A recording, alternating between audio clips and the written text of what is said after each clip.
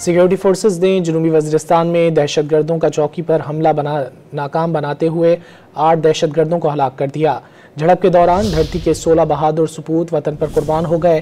پاک فوج نے افغان سرحد سے خارجیوں کی دراندازی کی کوشش بھی ناکام بنا دی۔ جھڑپ میں 4 دہشت گردوں کو مار گرایا۔ مقابلے میں پاک فوج کا 1 سپاہی بھی شہید ہوا۔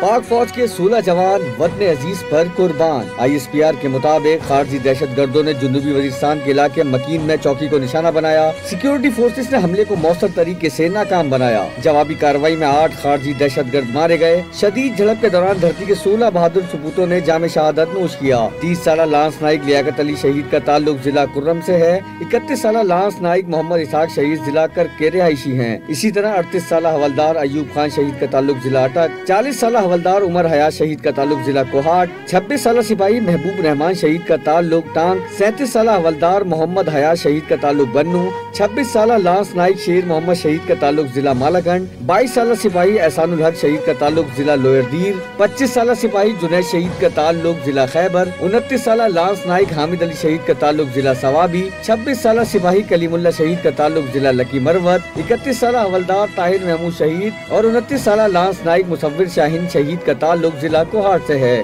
22 سالہ سپاہی فیض محمد شہید کا تعلق ضلع مانسیرا، 23 سالہ سپاہی طیب علی شہید کا تعلق ضلع ہری پور اور 26 سالہ سپاہی جنید شہید کا تعلق ضلع شانگلہ سے ہے۔ ISPR کا کہنا ہے کہ سیکیورٹی فورسز دہشت گردی کی لعنت کے خاتمے کے لیے پرعزم ہے۔ بہادر بیٹوں کی عظیم قربانیاں دہشت گردی کے خلاف پاک فوج کے عزم کو تقویت دیتی ہیں۔ اس سے پہلے خیبر پختونخوا کے علاقے راجگال میں سیکیورٹی فورسز نے خوارج کی پاک افغان سرحد کے راستے دراندازی کی کوشش ناکام بنائی۔ ISPR کے مطابق 19 اور 20 دسمبر کی رات خوارج کے ایک گروپ نے پاک افغان سرحد کے ذریعے دراندازی کی کوشش کی۔ جوانوں نے دراندازی کی کوشش کو ناکام بناتے ہوئے 4 خوارج کو ہلاک کر دیا۔ شدید فائرنگ کے تبادلے میں سپاہی عامر سہیل آفریدی شہید ہوئے۔ 22 سالہ شہید سپاہی عامر سہیل آفریدی کا تعلق ضلع خیبر سے ہے۔